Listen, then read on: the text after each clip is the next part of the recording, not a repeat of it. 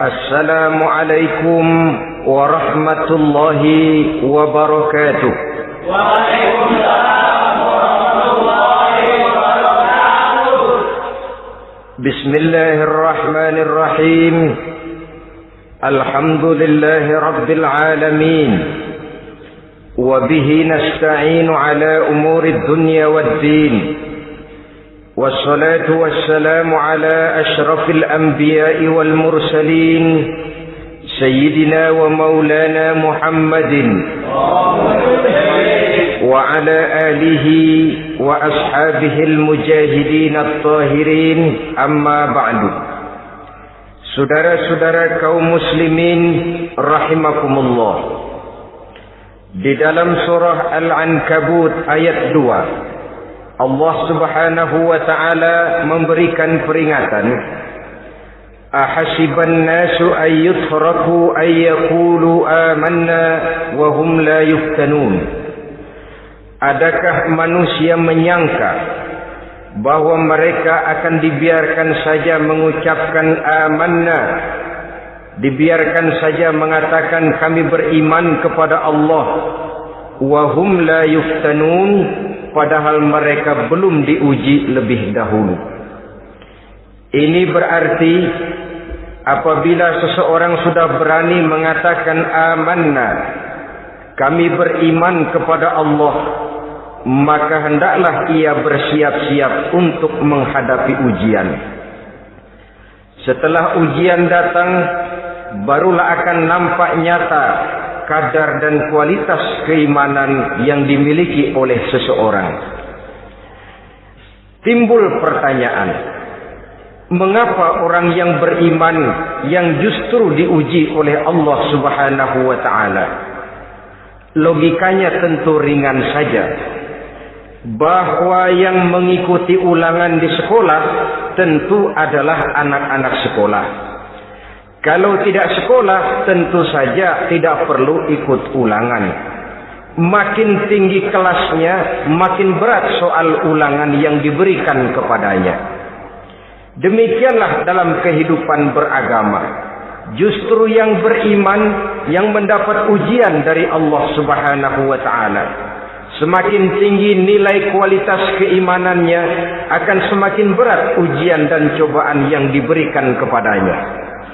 Nabi kita Muhammad sallallahu alaihi wasallam pernah pula memperingatkan. Beliau bersabda, "Inna asyaddal bala'i al-anbiya, thumma al-awliya, thumma al-ulama, thumma al-amsal fal-amsal, ubtuliyan nasu ala hasabi dinih."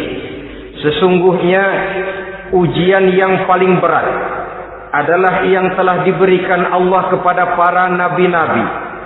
Di bawah itu adalah para aulia, kemudian para ulama, bertahap ke bawah dan ke bawah, diuji setiap orang menurut keteguhan dan kekuatannya berpegang kepada agamanya.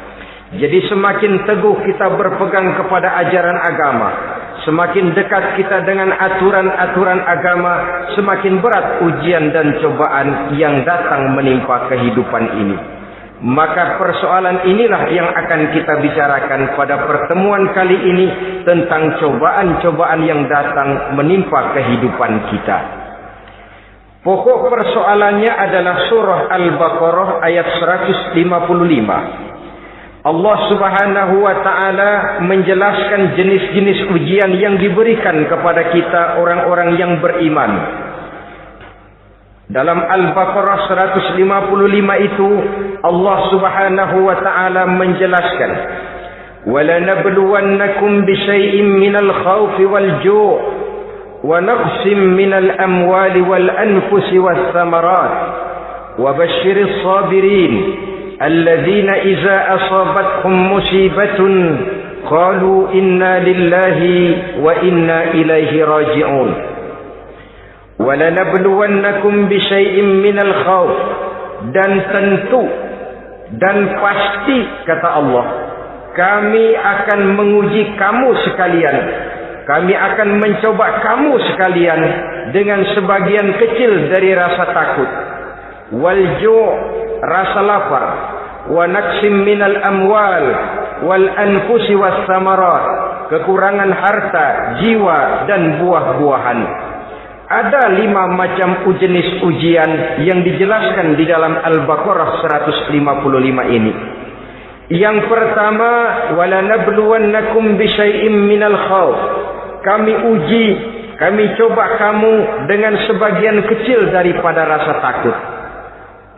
Setiap manusia terlahir dengan membawa 2 sifat.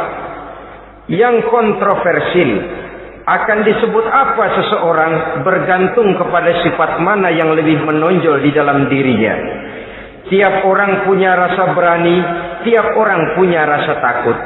Kalau beraninya lebih besar daripada takutnya, ia dinamakan pemberani. Tapi kalau takutnya yang lebih besar daripada beraninya, ia dinamakan penakut. Tapi yang jelas 2 sifat kontroversial ini memang ada dalam diri manusia. Akan diuji kamu sekalian dengan sebagian kecil daripada rasa takut. Takut yang kadang-kadang tidak beralasan. Yang kaya takut jatuh miskin, yang punya jabatan takut kehilangan kedudukan dan pengaruhnya, dan pada akhirnya yang hidup pun menjadi takut mati. Sesuatu yang sungguh tidak beralasan dan menimbulkan kegelisahan di dalam kehidupan. Mari kita lihat dampak yang ditimbulkan oleh rasa takut ini. Ada orang kaya yang takut jatuh miskin. Akibat rasa takutnya ini, pertama, ia menumpuk-numpuk harta sebisa-bisanya dengan menghalalkan segala macam cara. Tidak peduli halal haram, tidak ngerti hak batil, tidak tahu hak dan pantas dan ma'ruf munkar atau tercela.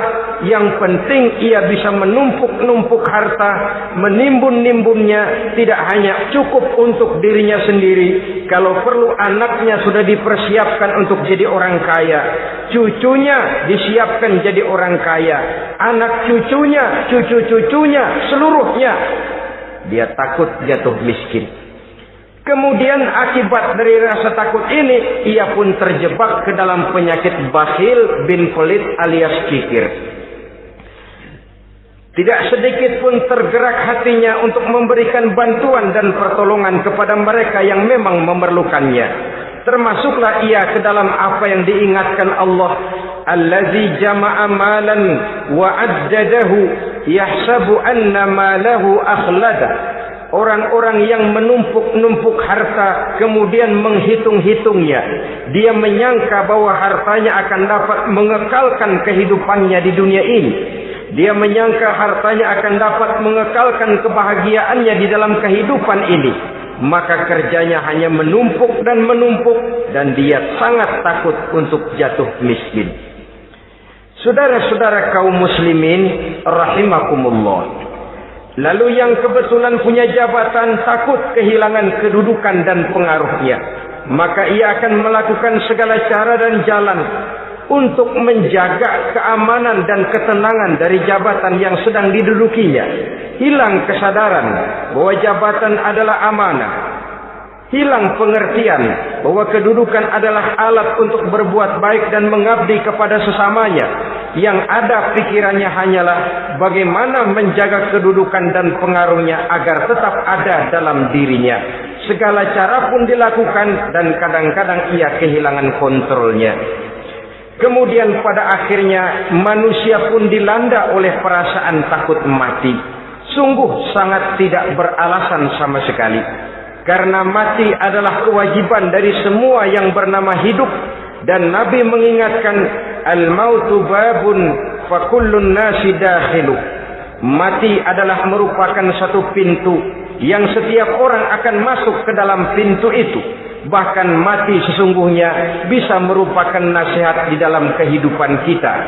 Beliau bersabda, taraktu fikum nasihataini, natiqan wa samitan.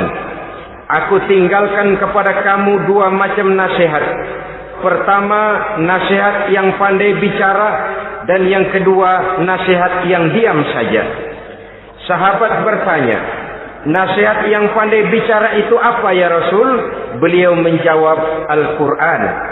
Kalau nasihat yang diam saja apa ya Rasul? Beliau menjawab, maut. Saudara-saudara kaum muslimin rahimakumullah, yang kaya takut miskin, yang punya jabatan takut kehilangan kedudukan dan pengaruhnya, dan pada akhirnya yang hidup pun menjadi takut mati. Sesungguhnya takut-takut yang sangat tidak beralasan sama sekali.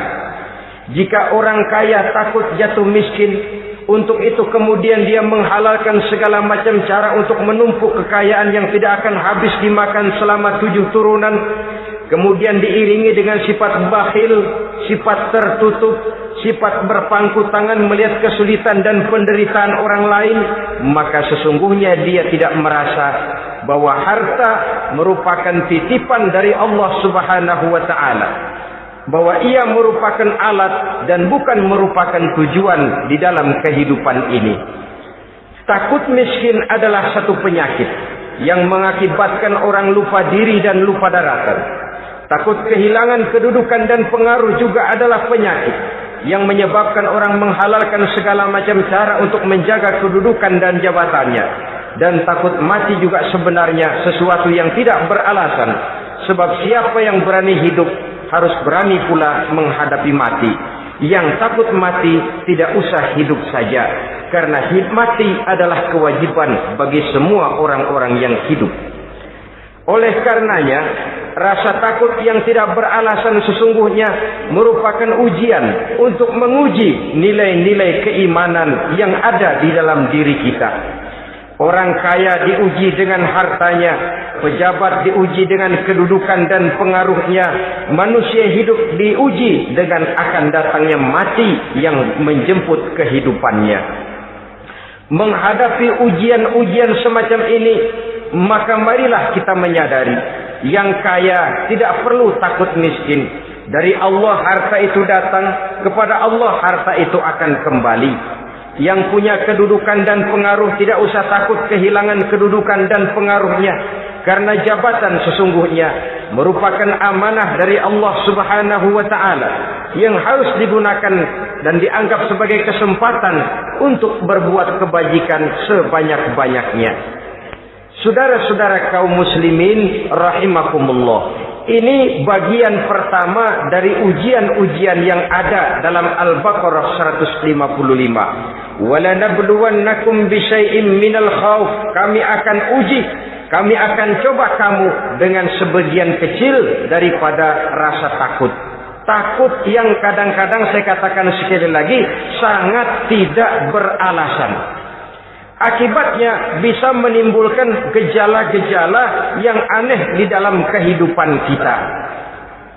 Saudara-saudara, yang kedua, walju, akan kami uji kamu dengan rasa lapar. Kelaparan belum tentu identik dengan kemiskinan. Bahkan di dalam surah An-Nahl ayat 112, Allah Subhanahu wa taala memberikan contoh yang sangat nyata dan jelas. وَضَرَبَ اللَّهُ مَثَلًا قَرْيَةً كَانَتْ آمِنَةً مُطْمَئِنَّةً يَأْتِيهَا رِزْقُهَا رَغَدًا مِنْ كُلِّ مَكَانٍ فَكَفَرَتْ بِأَنْعُمِ اللَّهِ فَأَذَاقَهَا اللَّهُ لِبَاسَ الْجُوعِ وَالْخَوْفِ بِمَا كَانُوا يَصْنَعُونَ. Allah memberikan contoh bagaimana keadaan satu negeri yang makmur, aman, tenang, tentram. Rezekinya datang dari segala arah. Fakafarat bi an'umillah, tapi sayang sekali penduduknya kufur dengan nikmat yang diberikan Allah Subhanahu wa taala kepada mereka. Akibatnya fa'azaqahallahu libasal ju'i wal khauf. Allah timpakan kepada mereka kelaparan dan ketakutan bima kanu yasnaun, sebagai akibat dari apa yang telah mereka lakukan. Marilah kita melihat contoh dalam Al-Quran ini untuk mengadakan introspeksi di dalam diri dan kehidupan kita masing-masing. Adalah satu keberuntungan bahwa kita sebagai manusia dijadikan Allah sebagai khalifahnya di permukaan bumi ini. yang ditugaskan untuk membudidayakan alam, mengelola dan mengambil manfaatnya bagi sebesar-besar manfaat di dalam kehidupan kita. Dijadikannya bumi untuk tempat tinggal kita sebagai hamparan di mana segala fasilitas dan kebutuhan hidup kita tersedia. Tinggal lagi kita pandai-pandai mengelolanya. Apalagi buat kita Muslim yang tinggal di persada Nusantara tercinta Indonesia ini. Satu negara yang orang katakan untayan jamrut katulistiwa, yang hijau ranau subur makmur, melahirkan slogan dengan kata gemah rifah loh jenawi toto tentrem kerto raharjo. Negara yang demikian subur, negara yang demikian indah, negara yang demikian hijau ranau ini, apabila kita terkena fakafarat bi an umillah, kufur kepada nikmat yang diberikan oleh Allah kepada kita, dia tidak akan mendatangkan ketenangan, dia tidak akan mendatangkan kesejahteraan, bahkan akan sangat boleh jadi akan menimbulkan kekacauan, ketidaktenangan dan kelaparan di tengah negara yang subur makmur. Inilah yang sangat menyedihkan. Kenapa ini bisa terjadi? Fakafarat bi an umillah, orang kufur terhadap nikmat yang diberikan Allah Subhanahu wa taala. Diberikan negara yang subur, makmur, indah, hijau ranau, tapi dikelola dengan cara yang brutal dan membabi buta. Menguras sumber daya alam melampaui sebagaimana yang seharusnya, sehingga memperkosa keadaan alam itu sendiri. Hutan dan belukar yang ditebangi secara liar dan sembarangan akan melahirkan gurun-gurun pasir yang gersang dan tandus. Sehingga dengan demikian maka akan mengakibatkan malapetaka bagi kehidupan manusia itu sendiri. Begitu juga percobaan-percobaan ilmu pengetahuan yang mengundang dan mengandung reaktor-reaktor nuklir akan memberikan luka kepada alam itu sendiri, yang mengakibatkan akan kembali kerugian kepada makhluk bernama manusia. Saudara-saudara kaum muslimin rahimakumullah. Jadi dengan demikian, di dalam satu negara yang subur, hijau, ranau dan makmur, bisa saja terjadi kelaparan apabila kita ingkar, tidak mau bersyukur terhadap nikmat yang diberikan Allah kepada kita. Kita kelola alam ini seenak perut kita saja dengan tidak memikirkan akibatnya di kelak kemudian hari nanti. Kita ambil satu contoh. Orang-orang tua kita dulu pada umur 60 tahun, 70 tahun, kalau dia menanam kelapa, orang lalu bertanya, kakek nanam kelapa untuk siapa nanti? Apa jawabannya? Untuk anak cucu saya. Umur 60 tahun atau umur 70 tahun, ia masih menanam pohon kelapa. Untuk apa katanya? Untuk anak cucu saya di belakang kemudian hari nanti. Orang yang bisa menanamkan sesuatu untuk generasi yang akan datang, itulah orang tua yang bijaksana. Tapi orang yang menanam sesuatu hanya untuk kepentingan dirinya sendiri saja, maka itulah orang yang hanya mementingkan diri sendiri atau orang egois. Tapi lebih celaka lagi, orang yang mau melakukan sesuatu yang akan meninggalkan akibat bagi generasi yang akan datang, akibat yang tidak baik, itulah orang yang aniaya, orang yang zalim di dalam kehidupan kita. Bumi, tempat di mana kita manusia tinggal, bukan satu wujud yang tanpa batas. Pernahkah kita membayangkan cuma satu bumi untuk dihuni oleh 5 miliar lebih dari makhluk bernama manusia, yang kadang-kadang pertumbuhan sarana untuk menunjang kehidupan tidak sepesat pertumbuhan jumlah makhluk bernama manusia itu sendiri. Oleh karena itu kita dituntut untuk pandai-pandai mengelola, membudidayakan alam ini dengan tetap menjaga keseimbangannya, sehingga bahaya kelaparan yang merupakan ujian di dalam kehidupan, insya Allah tidak akan kita temukan di dalam kehidupan kita. Saudara-saudara kaum muslimin rahimakumullah. Ini kelaparan dalam artian sebagai satu bangsa. Bisa juga kelaparan dalam artian dalam kehidupan pribadi daripada manusia. Hidup ini, kata orang, berjalan bagaikan roda pedati. Sekali tempo naik kita ke atas, lain saat turun kita ke bawah. Ada saatnya kita jaya, ada saatnya kita pun mengalami kemunduran.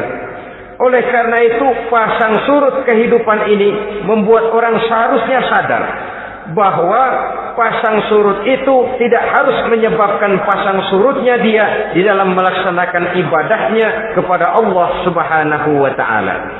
Kelaparan boleh jadi memang merupakan ujian untuk menguji nilai-nilai keimanan seseorang. Apabila dalam kondisi lapar imannya mantap, imannya teguh, imannya kuat, maka dalam kondisi di mana perutnya tidak lapar, tentu iman itu akan lebih bertambah mantap lagi.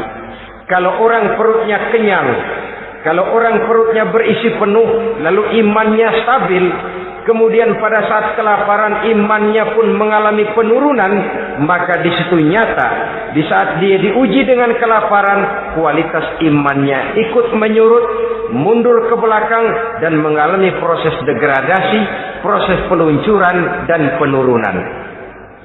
Oleh karenanya, marilah kita menyadari Allah Subhanahu wa ta'ala senantiasa memberikan yang terbaik kepada kita bersama. Kelaparan, apabila kita terima dengan sikap lapang dada, tidak akan menyebabkan kita menjadi berbuat nekat. Tetapi kita tetap dalam kontrol, tetap dalam keadaan yang stabil, tidak keluar dengan melakukan perbuatan-perbuatan yang negatif.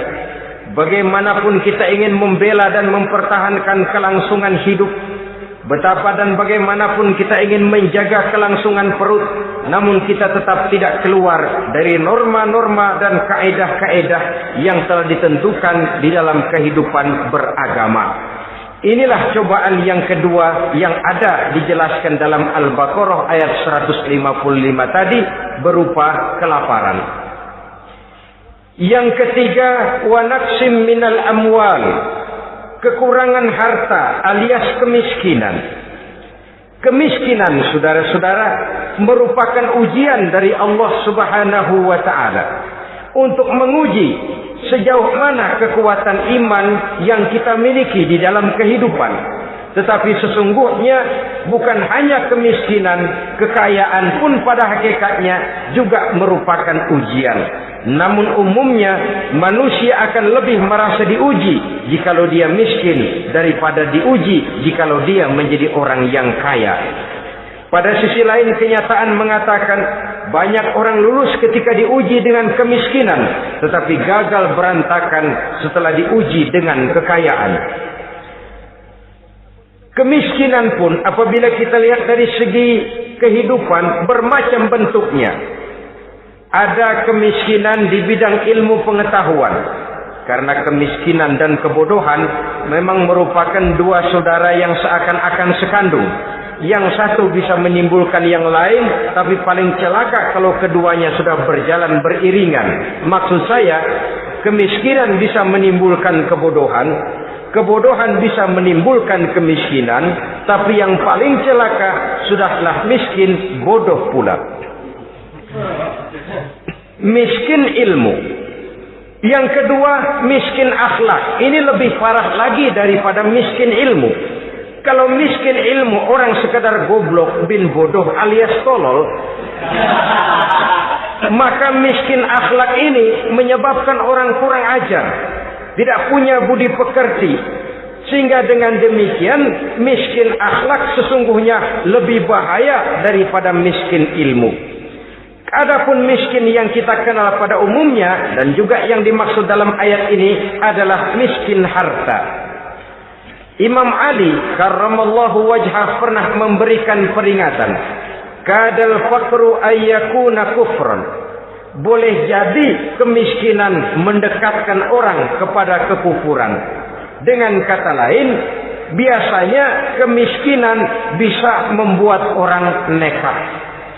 Kalau sudah nekat, maka bukan cuma harga diri yang terjual, Bukan cuma keluarga yang terjual, bukan cuma nilai-nilai materi yang dimilikinya yang terjual, bahkan iman dan keyakinannya, akidah dan pandangan hidupnya pun tidak akan segan-segan digadaikannya, dijualnya untuk mengatasi kelaparan dan kemiskinan itu tadi. Padahal selalu diingatkan, pandangan dan keyakinan, iman sesungguhnya merupakan intan paling mahal, sesungguhnya merupakan mutiara paling berharga di dalam kehidupan kita.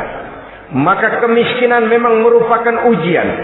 Banyak orang yang kebal berhadapan dengan segala macam cobaan, tapi pada saat diuji dengan kemiskinan, ia tidak tahan diri, ia tidak sanggup menjaga dan mempertahankan akidahnya, maka akidah yang cuma satu-satunya pun ikut terjual juga adanya. Saudara-saudara kaum muslimin rahimakumullah, mari kita menelusuri bahwa sesungguhnya Nabi menyatakan, ajaban li amril muslim, inna amrahu kullahu lahu khair. Aneh kata Nabi, aku heran kata Nabi, urusan orang Islam ini sesungguhnya semuanya baik. Baik bagaimana? Kalau dia kaya, dia bersyukur, dan itu baik. Kalau dia miskin, dia bersabar, itu juga baik. Jadi kaya bagi orang Islam baik, miskin bagi orang Islam juga baik. Kalau dia kaya, dia kan bisa berkata, alhamdulillah saya kaya, mudah-mudahan harta ini bisa menunjang ibadah saya kepada Allah Subhanahu wa taala. Baik. Kalau dia miskin, dia juga berkata, alhamdulillah saya miskin, mudah-mudahan di akhirat nanti pemeriksaannya tidak lama-lama seperti orang kaya. Ya kalau melarat yang mau diperiksa apaan? Memang nggak punya apa-apa. Yang kaya boleh jadi pemeriksaannya rada surat, banyak sikutannya. Saudara-saudara kaum muslimin, dua persoalan ini baik kalau kita tidak salah terima. Mana yang lebih baik? Tentu yang lebih baik menjadi orang kaya yang bersyukur. Dan itu memang wajar. Kaya syukur, miskin sabar. Yang luar biasa kalau mau tahu, miskin syukur.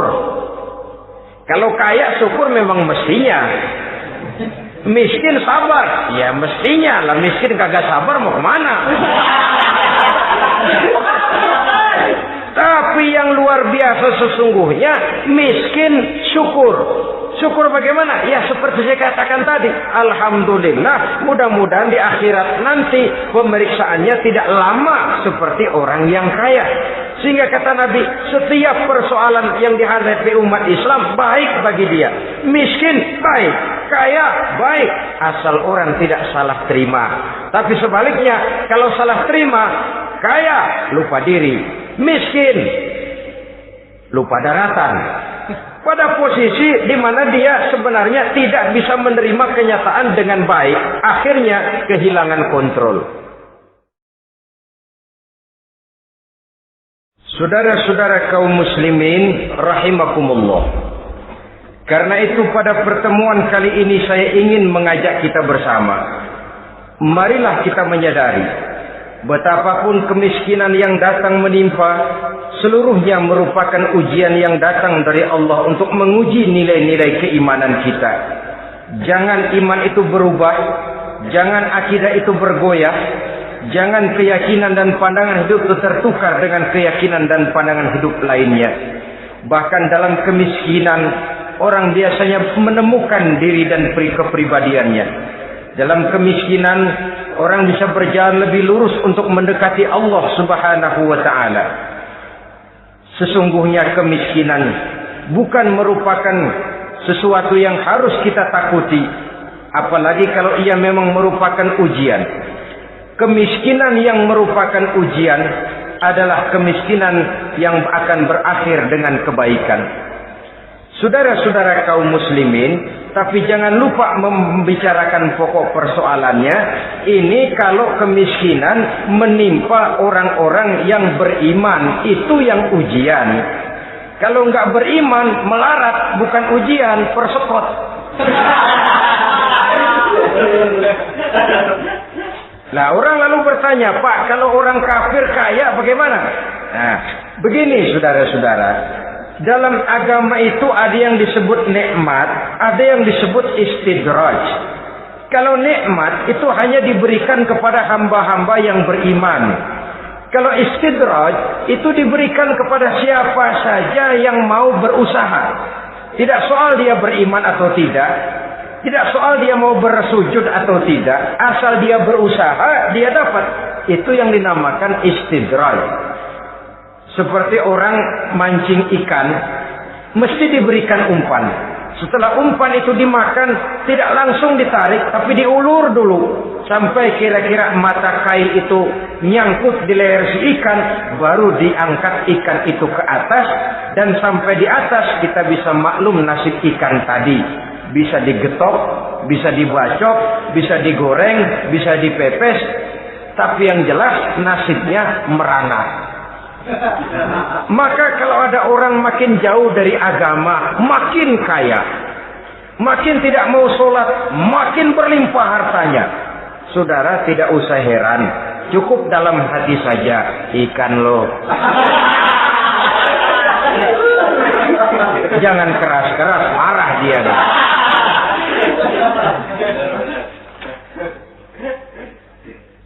Kemiskinan apabila didasari dengan sikap keimanan merupakan ujian untuk menguji kualitas keimanan seseorang. Bahkan satu hadis menyatakan apabila Allah mencintai seorang hamba, maka diujinya hamba itu karena Allah ingin mendengar liyasma'a tadarru'ahu, ingin mendengar ratapan orang tadi. Sama juga kita, kadang-kadang karena cinta benar kepada anak kita yang mungil, suatu saat kita ingin mendengar dia nangis, kita cubit dia. Bukan karena gemes, bukan karena benci, ingin mendengar nangisnya kok indah begitu. Saudara-saudara kaum muslimin rahimakumullah. Jadi jangan sampai ada pertanyaan, saya kan sembahyang rajin banget, kenapa miskin ya?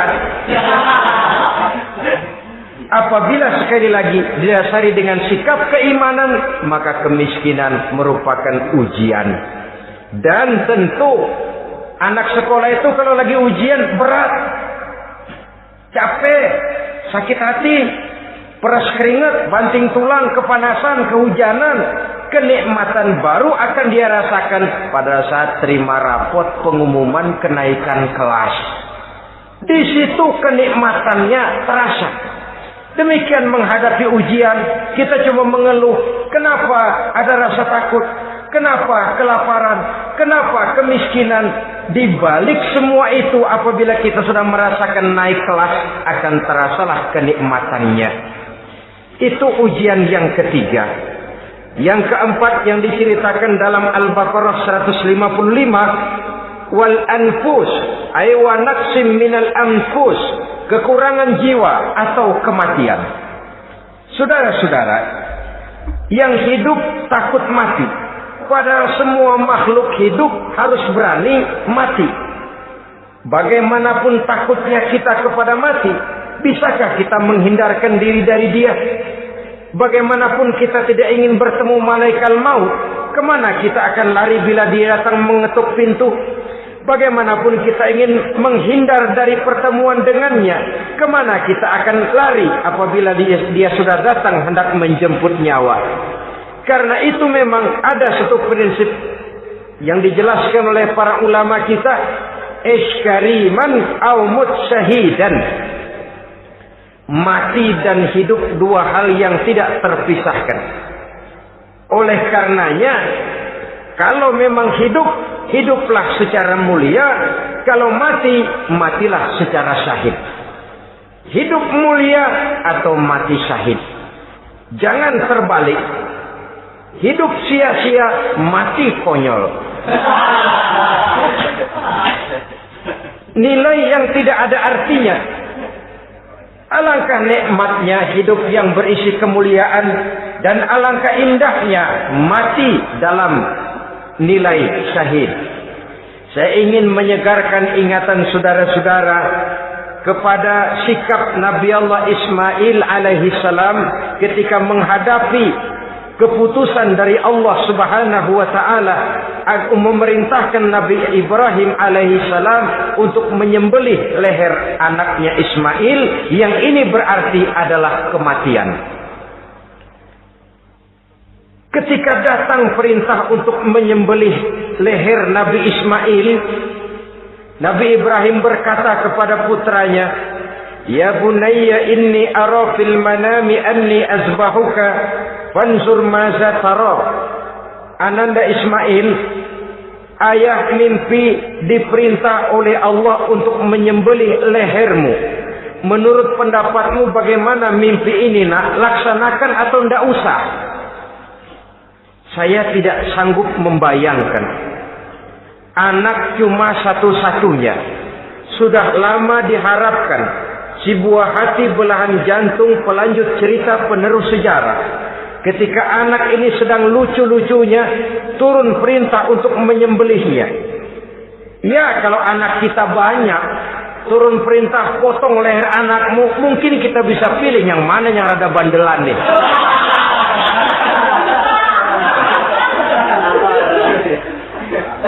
Tapi ini anak cuma satu-satunya. Lucu, sudah lama diharapkan. Dan memang itu juga merupakan ujian kepada Nabi Allah Ibrahim. Seolah-olah Allah berkata, "Hai Ibrahim, dahulu sebelum kau punya anak, kau memang cinta kepadaku. Sekarang setelah kau punya anak, masuk rasa cinta anak ke dalam hatimu. Buktikan Ibrahim, mana yang lebih besar, cintamu kepadaku, kata Allah, atau cintamu kepada anakmu. Sembelih leher anakmu."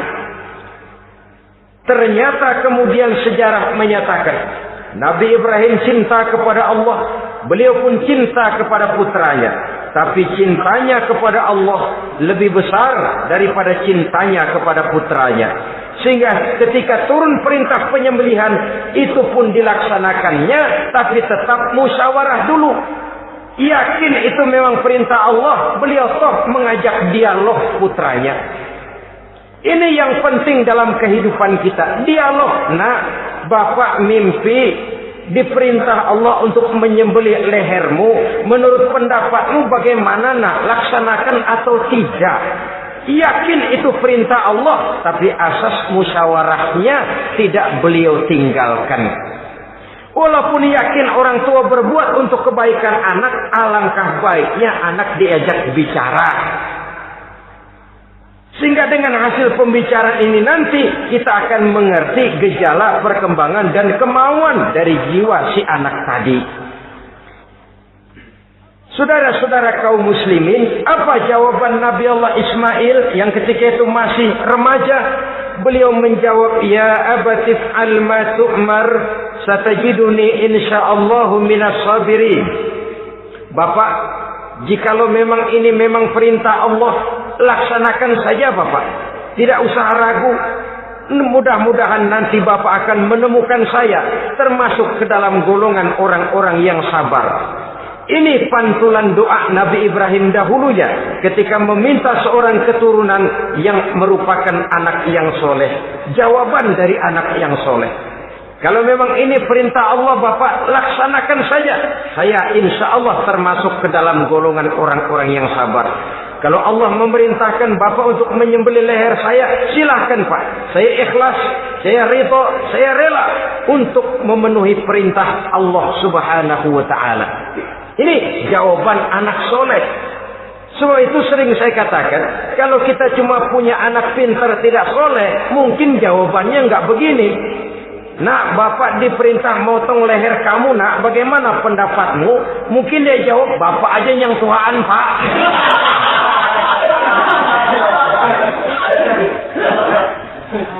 Saudara-saudara kaum muslimin rahimakumullah. Jadi prinsip ini gugur memenuhi panggilan Allah. Hidup mulia atau mati dengan syahid. Dua pilihan yang harus dua-duanya bisa kita laksanakan. Iskariman au mut syahidan. Kalau hidup, hiduplah dalam kemuliaan. Kalaupun mati, matilah sebagai syahid. sebagai orang yang dikenang kebaikan dan kebajikannya, sebagai orang yang dekat dan banyak berbuat untuk kepentingan agamanya. Jangan tidak tercapai kedua-duanya. Hidup tidak punya nilai, mati pun tidak punya arti. Sia-sia semuanya. Kita masih hidup, orang anggap enggak ada. Dalam istilah tauhid disebut wujuduhu ka'adamihi. Adanya sama dengan tidak adanya. Dia sih ada apa enggak ada sama, gitu-gitu juga. Alangkah ruginya kalau ada kita dianggap sama dengan tidak ada. Apalagi kalau kita sudah tidak ada, ya tidak ada beneran. Iskariman au mut syahidan. Hiduplah mulia atau matilah sebagai syahid. Saudara-saudara kaum muslimin rahimakumullah. Mati sesungguhnya juga merupakan ujian. Untuk menguji sejauh mana persiapan yang sudah kita lakukan di dalam kehidupan ini untuk menyambut. Dan tidak cuma sekedar untuk menyambut, tapi juga untuk mengarungi kehidupan sesudah kematian itu sendiri. Sebab kematian bukan akhir dari segalanya. Kematian cuma satu pintu di mana kita akan masuk dan akan berjalan kembali menelusuri fase-fase kehidupan yang telah ditentukan oleh Allah Subhanahu wa taala. Saudara-saudara kaum muslimin rahimakumullah. Pembicaraan tentang kematian ini pun bisa kita evaluasi. Ada yang takut mati usahanya, ada yang takut mati karirnya, ada yang takut mati rezekinya, ada yang takut mati batinnya, ada yang takut mati jasmaninya, dan lain sebagainya. Seluruh ketakutan kepada kematian itu memang merupakan hal yang wajar. Ada yang takut mati usahanya, ada yang takut mati karirnya, ada yang takut mati rezekinya. Tapi kalau ketakutan itu lalu melahirkan perbuatan-perbuatan negatif yang menimbulkan penyimpangan, itu sudah di luar dari yang seharusnya. Kematian merupakan ujian. Menghadapi segala macam ujian termasuk kematian ini akan kita bicarakan pada bagian penutup nanti. Yang kelima, saudara-saudara, ujian yang dijelaskan dalam Al-Baqarah 155 tadi, wa naqsim minas samarat, kekurangan buah-buahan. Kekurangan buah-buahan bisa berarti paceklik. Ini juga bisa diakibatkan oleh apa yang dijelaskan dalam An-Nahl 112 tadi. Orang kufur kepada nikmat yang diberikan Allah Subhanahu wa taala. Orang jauh dari petunjuk-petunjuk agama, merasa segala persoalan bisa dipecahkan dengan kemampuan otaknya, hilang rasa ketergantungannya kepada Allah Subhanahu wa taala. Maka usahanya bisa berakhir dengan yang tidak diharapkan. Sudah bikin target, tahun ini kita bakal panen raya besar. Tahu-tahu tikus ngamuk. Habis padi digarap oleh tikus, panen bisa gagal. Bahkan beberapa tahun yang lalu, kita masih ingat bagaimana ulat-ulat menyerbu pohon-pohon jambu. Ribuan batang pohon jambu, ribuan pohon-pohon jambu itu mati. Lalu jambu-jambu itu tidak bisa lagi dimanfaatkan dalam kehidupan. Tikus yang menyerbu sawah, ulat yang menyerbu pohon-pohon jambu, angin topan, puting beliung, gempa bumi, itu sudah proses-proses di luar kemampuan manusia untuk mendeteksinya. Disinilah manusia harus sadar bahwa setelah ia berusaha dan berusaha sesuai dengan keterikatannya kepada hukum alam, kepada sunnatullah, maka ia harus punya sandaran vertikal kepada Allah Subhanahu wa taala. Agar bila usahanya berhasil, dia tidak lupa diri dan lupa daratan.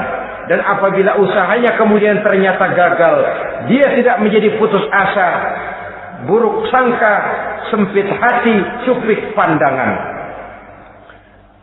Cobaan datang dari Allah Subhanahu wa taala berupa kekurangan buah alias paceklik. Saudara-saudara, menghadapi cobaan dan ujian yang saya katakan tadi, 5 macam ini, apa konsepnya, apa jalan keluarnya? Ayat selanjutnya dalam kalimat tadi menjelaskan, wabasyiris sabirin, menghadapi ujian-ujian dalam hidup, baik rasa takut, kelaparan, kemiskinan, kematian, kekurangan harta, kekurangan buah-buahan. Wabasyiris sabirin, gembirakan orang-orang yang sabar. Menghadapi segala macam ujian tadi, gembirakan orang-orang yang sabar. Siapa orang yang sabar itu? Alladzina iza asabathum musibatun qalu inna lillahi wa inna ilaihi raji'un.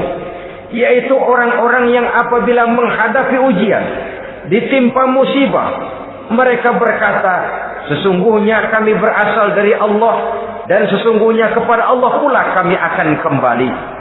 Bukan cuma sekedar ucapannya, tapi penghayatannya kepada filsafat yang terkandung di dalam kalimat itu tadi. Maka jadilah dia semacam lipstik, jadilah dia semacam dekorasi. Apabila kita berjanji dan dalam hati kita sudah ada kemungkinan besar kita tidak akan datang, kita tetap menggunakan kata-kata insya Allah. Padahal yang jelas tidak akan mau datang adalah kita. Kita sandarkan dan kita kembalikan itu kepada Allah. Sesungguhnya kami berasal dari Allah. Sesungguhnya kepada Allah juga kami akan kembali. Bukan cuma sekedar ucapannya, tapi juga penghayatan kepada filsafat yang terkandung di dalamnya. Kalau suatu saat kita harus kehilangan harta yang kita miliki, kenapa tidak berpikir inna lillahi wa inna ilaihi raji'un? Bahwa dulu pun ketika lahir ke dunia ini tidak ada harta yang saya bawa. Kalau sekarang harta itu hilang, inna lillahi wa inna ilaihi raji'un. Itu yang saya maksud. Kalau sekarang, kalau suatu saat kita harus melepaskan pangkat jabatan yang kita sayangi, kenapa kita tidak kembali kepada inna lillahi? Dulu pun ketika waktu lahir ke dunia ini tidak ada pangkat dan jabatan yang saya bawa. Kalau sekarang harus pensiun, inna lillahi wa inna ilaihi raji'un. Ini kadang-kadang enggak dengar mau mutasi, mau pensiun, mulutnya inna lillahi, tapi gerbek-gerbek dukun diusul.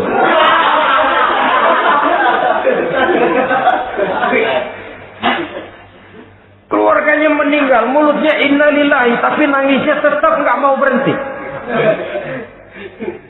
Bukan cuma sekedar ucapannya, tetapi penghayatan kepada nilai dan filsafat yang terkandung di dalam kalimat innalillahi itu. Sesungguhnya segalanya saja berasal dari Allah. Segalanya saja akan kembali kepada Allah Subhanahu wa ta'ala. Kalau ini yang kita jadikan landasan, maka sesungguhnya menghadapi berbagai ujian ini kita tidak akan salah singkap, tidak akan salah tingkah, tidak akan salah sikap.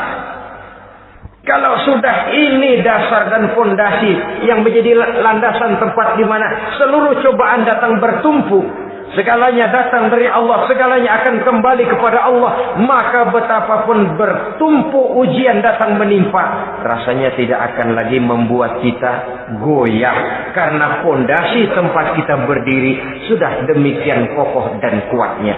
Dan fondasi itu inna lillahi wa inna ilaihi raji'un. Segalanya datang dari Allah, segalanya akan kembali kepada Allah Subhanahu wa ta'ala. Keyakinan ini memberikan kelapangan jiwa. Dari kelapangan jiwa, maka akan tertuang ketenangan dan ketentraman. Jauh dari stres, jauh dari darah tinggi, jauh dari bingung, jauh dari rasa takut. Segalanya sudah kita kembalikan kepada Allah Subhanahu wa ta'ala. Saudara-saudara kaum muslimin rahimakumullah. Oleh karenanya, ini jalan keluar dan inilah orang yang sabar. Yaitu orang yang mengembalikan segala persoalan bahwa segalanya datang dari Allah, segalanya akan kembali kepada Allah. Bukan sabar dalam pengertian kita sehari-hari. Sabar, maaf ya, dalam pengertian kita sehari-hari biasanya orang yang sabar yang gak banyak tingkah, diam, gak salah apa-apa, kepala dikelepak, blek, diam aja. Ente gak salah apa-apa dikelepak, diem ya. Gue lagi sabar, diam-diam loh. Rasanya ini sih, kalau sabar macam ini yang kita punya, boleh jadi kita akan tertindas terus. Sebab itu pada penghujung surah Al-Asr, Allah menggandengkan antara tawasau bil haq dengan tawasau bis sabr. Kebenaran dan kesabaran, dua hal yang memang tidak boleh terpisahkan satu dengan yang lain. Kalau kita benar, kita harus sabar. Kalau kita mau sabar, harus karena benar. Apabila kebenaran satu prinsip, maka kesabaran adalah satu strategi. Prinsip yang tanpa strategi bisa membuat kita tidak akan mencapai tujuan yang kita harapkan. Artinya, kebenaran tanpa kesabaran membuat kita mudah dipatahkan orang, tapi kesabaran tanpa kebenaran akan membuat kita diinjak terus oleh orang lain. Karena itu, kalau yakin kita benar, harus sabar. Kalau mau bersabar, harus karena benar. Dalam hal ini, sifat sabar yang dicontohkan oleh Rasulullah Sallallahu Alaihi Wasallam sungguh memang merupakan jadi panutan. Sepanjang persoalannya adalah persoalan pribadi, sepanjang pribadi beliau yang dihina, sepanjang pribadi beliau yang dicaci maki, beliau biasanya bisa mengendalikan diri. Tapi kalau sudah agama masalahnya, maka beliau pun tidak segan-segan mencabut pedang, maju ke medan perang.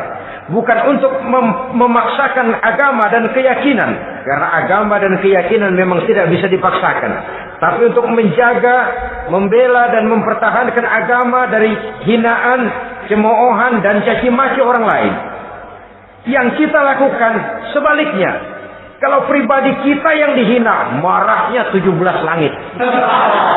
Tapi kalau sudah agama dicaci maki orang, agama dihina orang, agama diremehkan orang, biarin dah, masih banyak ustaz. Cuma masalah ustaz kah agama itu? Cuma urusan kiai kah agama itu? Tidak. Agama itu urusan setiap pribadi muslim. Ya dia jadi pengusaha, ya dia jadi pejabat, ya dia jadi seniman, ya dia jadi teknokrat, ya dia jadi ekonom, ya dia jadi pakar di berbagai bidang. Agama adalah masalah setiap kita. Kalau pribadi Nabi yang dicaci, pribadi yang dihina dan dicemoohkan orang, beliau mengendalikan diri. Tapi kalau sudah agama taruhannya, beliau tidak segan-segan cabut pedang, maju ke medan perang. Sabar tapi pada tempatnya. Sabar tidak dalam artian diam, ndelohom, ayem-ayem, nggelenggem, menunggu embun yang turun dari langit. Emang lagi lapar, sabar aja. Nggak usah makan, nanti juga waktunya Tuhan kasih kenyang-kenyang. Kalau sabar macam ini yang kita pakai, lapar terus dah. Emang giliran sakit, sabar aja. Nggak usah berobat, nanti juga waktunya baik, sembuh. Mati terus dah.